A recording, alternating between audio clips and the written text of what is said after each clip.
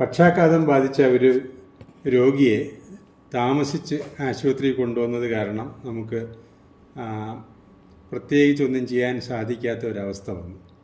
അപ്പോൾ അതുകൊണ്ടാണ് ഞാൻ ഈ ഒരു വീഡിയോ ചെയ്യാനെന്ന് തീരുമാനിച്ചത്. ഈ പക്ഷാഘാതം എന്ന് വെച്ച് കഴിഞ്ഞാൽ അതായത് എന്താ പറയുക, സ്ട്രോക്ക് എന്ന് നമ്മൾ പറയും. അതായത് രക്തക്കുഴലുകളിലുള്ള രക്ത ഓട്ടം നിലച്ചു പോകുന്നത് കൊണ്ടാണ് ഉണ്ടാകുന്നത്. അപ്പോൾ നമ്മുടെ തലച്ചോറിലെ കോശങ്ങൾക്ക് ആവശ്യത്തിന് പ്രാണവായു കിട്ടില്ല, അത് നശിച്ചു പോകും. അപ്പോൾ ഇത് രണ്ട് രീതിയിലുണ്ടാവാം. ഒന്നുകിൽ രക്തക്കുഴലുകൾ അടഞ്ഞു പോവാം. അടഞ്ഞു പോകുന്നത് എന്തുകൊണ്ടാണ്? ഒന്നുകിൽ രക്തം കട്ട പിടിച്ചങ്ങ് അടഞ്ഞു പോവാം, അല്ലാന്നുണ്ടെങ്കിൽ അഴുക്കുകൾ കയറി അടഞ്ഞു പോവാം. അതായത് ഈ വയസ്സാകുമ്പോഴേ 60-70 വയസ്സൊക്കെ ആകുമ്പോൾ പഴയ രക്തക്കുഴലുകളല്ലേ, അഴുക്കുകൾ വന്ന് പറ്റും. നമ്മൾ പ്ലാക്ക് എന്ന് പറയും.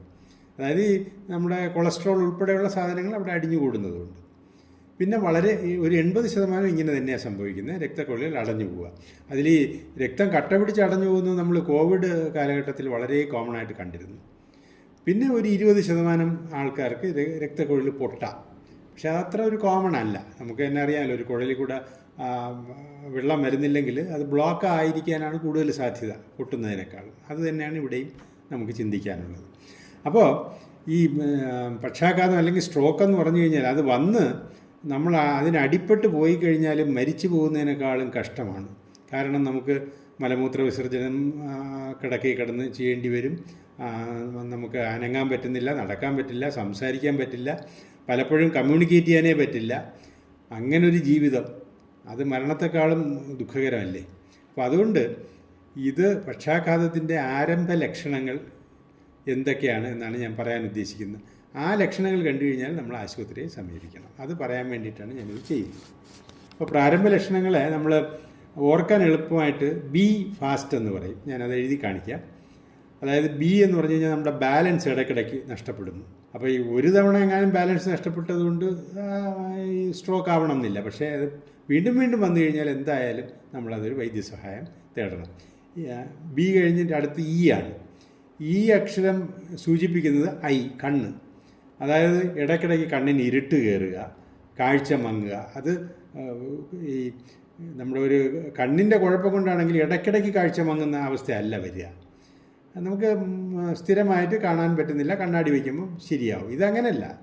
പ്രത്യേകിച്ചൊരു കാരണവും കൂടാതെ പെട്ടെന്ന് കണ്ണിനങ്ങ് മങ്ങലെന്ന് വെച്ച് കഴിഞ്ഞാൽ ഇരുട്ടുക, അതാണ് അതിൻ്റെ കറക്റ്റ് വാക്ക്, ഇരുട്ട് കയറുക. ബ്ലാക്ക് ഔട്ട് എന്ന് നമ്മൾ ഇംഗ്ലീഷിൽ പറയും. പിന്നെ എഫ്, ഫേസ്. പല്ല് കാണിക്കാൻ പറയുമ്പോൾ ഒരു സൈഡ് മാത്രമായിട്ട് ഇങ്ങനെ കോടി പോവുക. പിന്നെ ഇതിൻ്റെ ഈ സൈഡിന് ഒരു എന്തെങ്കിലുമൊക്കെ ഒരു പ്രശ്നം അവർ പറയും, മരവിക്കുന്നെന്നോ മറ്റോ ഒക്കെ പറയാറുണ്ട്. പിന്നെ എ എന്ന് വെച്ചാൽ ആം ആൻഡ് ലെഗ്, നമ്മുടെ കൈകാലുകൾ.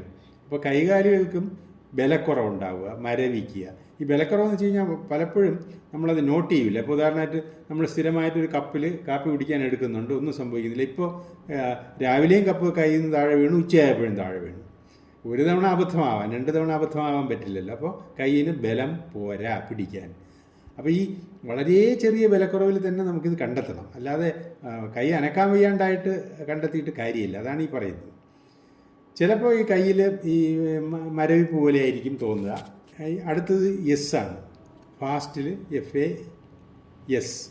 ഫാസ്റ്റിൽ എസ് സ്പീച്ചാണ്. അതായത് നമ്മുടെ വർത്തമാനം കുഴഞ്ഞു പോവുക, പറയുന്നത് മറ്റേയാളിന് മനസ്സിലാവാൻ പറ്റുന്നില്ല. Last is time. ഒരിക്കലും സമയം പാഴാക്കരുത്. കാരണം ഈ നമ്മുടെ ബ്രെയിനിലെ കോശങ്ങളെന്ന് പറഞ്ഞു കഴിഞ്ഞാൽ പ്രാണവായു കിട്ടിയില്ലെങ്കിൽ ഒരു 2-3 മണിക്കൂറാകുമ്പോൾ ചത്തുപോകും. അപ്പോൾ നമുക്കൊരു 3 അല്ലെങ്കിൽ മാക്സിമം 4-4.5 മണിക്കൂറിനകം ചികിത്സ ലഭ്യമാക്കിയേ പറ്റൂ. അതായത് ചികിത്സ എന്ന് വെച്ചാൽ എന്ത് ചികിത്സയാണ്? അങ്ങോട്ടേക്ക് അവിടെ രക്തം എത്തുന്നില്ല, അത് ഉടനെ നമ്മൾ എത്തിക്കണം. അപ്പോൾ ഉദാഹരണമായിട്ട് ഒരു രക്തം കുഴലടഞ്ഞിരിക്കുകയാണ്, അത് ക്ലോട്ടാണെങ്കിൽ നമ്മൾ ആ ക്ലോട്ടിനെ മാറ്റാനുള്ള മരുന്ന് കൊടുക്കണം. ഇത് 3-4 മണിക്കൂറിനകം നമ്മൾ ചെയ്തേ പറ്റുള്ളൂ.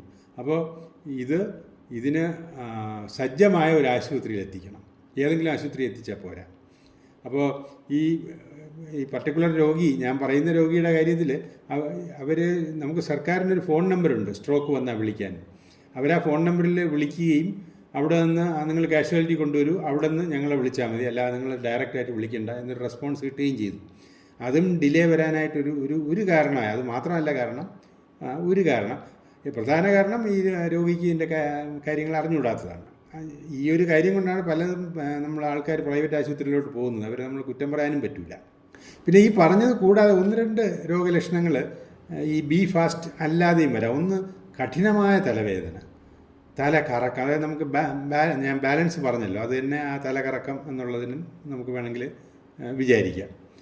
പിന്നെ ജന്നി വരിക. കാരണം ഈ കൊച്ചുകുട്ടികളിൽ പനി വന്നൊക്കെ ജന്നി വരും, പക്ഷേ വൃദ്ധന്മാരിൽ അങ്ങനെ വരേണ്ട കാര്യമില്ല. അപ്പോൾ ജന്നി വന്നു കഴിഞ്ഞാലും ഇതിൻ്റെ സാധ്യത വളരെ കൂടുതലാണ്. അപ്പോൾ ഇത് 3 മണിക്കൂർ, 3.5 മണിക്കൂർ, 4-4.5 മണിക്കൂറിനകം ആശുപത്രിയിലെത്തി ഒരു സ്കാൻ എടുത്ത് അവിടെ രക്തം കട്ട പിടിച്ചതാണ് കുഴപ്പം, അല്ലാതെ ബ്ലീഡിങ് അല്ല എന്ന് കണ്ടെത്തിയാൽ രക്തം കട്ട പിടിച്ചത് അലിയിച്ച് കളയാനായിട്ടുള്ള മരുന്ന് ഉപയോഗിക്കണം. പുതിയ മരുന്നുകളെല്ലാം ഉണ്ട്.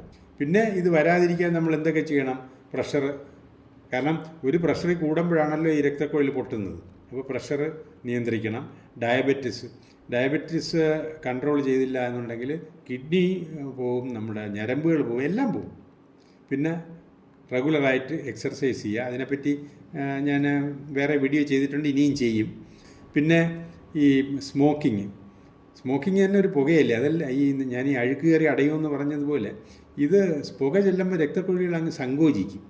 ഈ പിള്ളേർ ഉപയോഗിക്കുന്ന ഡ്രഗുകളുണ്ടല്ലോ, കൊക്കെയിൻ, ഹീറോയിൻ, അല്ലെങ്കിൽ കഞ്ചാവ്, പിന്നെ MDMA എന്നുള്ള ഇപ്പോഴത്തെ പുതിയ മരുന്ന്, ഇതൊക്കെ രക്തക്കുഴലുകൾക്ക് സങ്കോചം ഉണ്ടാക്കും. വാസ്കുലൈറ്റിസ് എന്ന് പറയും, അതായത് രക്തക്കുഴലുകൾക്ക് നീരുണ്ടാക്കും. നീരും മതിയല്ലോ അടഞ്ഞു പോകാൻ. പിന്നെ പ്രഷർ കൂട്ടും, പിന്നെ ഹൃദയത്തിൻ്റെ താളവ്യത്യാസം വരുത്തും. ഇങ്ങനെ പല കാരണങ്ങൾ കൊണ്ട് നമുക്ക് സ്ട്രോക്കിന് ഇതൊക്കെ കാരണമാകും. പിന്നെ ആഹാരം കഴിക്കുന്നത് നമ്മുടെ ആവശ്യത്തിനനുസരിച്ച് കഴിക്കണം. നമുക്ക് ഉപയോഗിച്ച് തീർക്കാൻ വയ്യാത്ത ആഹാരം കഴിക്കാതിരിക്കുക. 2, നമ്മുടെ കുടലുകൾക്കെല്ലാം പണി ചെയ്യാനായിട്ട് എന്തെങ്കിലും കൊടുക്കണം. അല്ലാതെ കംപ്ലീറ്റ് റിഫൈൻഡ് ആയിട്ടുള്ള സാധനം കഴിച്ചു കഴിഞ്ഞാൽ ഈ കുടലിനൊന്നും ചെയ്യാനില്ല. അതും നമ്മുടെ പല അസുഖങ്ങൾക്കും കാരണമാണ്. സ്ട്രോക്കിൻ്റെ കാര്യമല്ല ഞാൻ പറയുന്നത്, വേറെ പല അസുഖങ്ങൾക്കും അത് കാരണമാണ്. ആഹാരത്തിൻ്റെ കാര്യവും നമുക്ക് വേറെ ഒരു വീഡിയോയിൽ പറയാം. പിന്നെ ഈ എല്ലാവരും ചെയ്യുന്നത് ഈ പീരിയോഡിക് ചെക്കപ്പാണ്. ഈ പീരിയോഡിക് ചെക്കപ്പ് നമുക്ക് രോഗലക്ഷണമൊന്നും ഇല്ലെങ്കിൽ ചെയ്യരുതെന്നാണ് എൻ്റെ ഒരു അഭിപ്രായം. കാരണം 60-70 വയസ്സായ ആൾ ഒരു കംപ്ലീറ്റ് ഒരു ചെക്കപ്പ് ചെയ്ത് കഴിഞ്ഞാൽ കുറേ പ്രശ്നങ്ങൾ നമ്മൾ കണ്ടെത്തും. ആ പ്രശ്നങ്ങൾ കാരണം നമുക്കൊരു ബുദ്ധിമുട്ടും ഇല്ലെങ്കിൽ അതങ്ങനെയും ഇരുന്നോട്ട് എന്ന് വിചാരിക്കണം. അപ്പോൾ വെറുതെ കണ്ടെത്തി ചികിത്സ ചെയ്യുന്നതിനേക്കാളും നല്ലത് രോഗലക്ഷണങ്ങളുടെ വളരെ ആദ്യം കണ്ടെത്തി പരിശോധനകൾ ചെയ്യുന്നതാണ് എന്നാണ് എൻ്റെ ഒരു അഭിപ്രായം. Thank you for watching.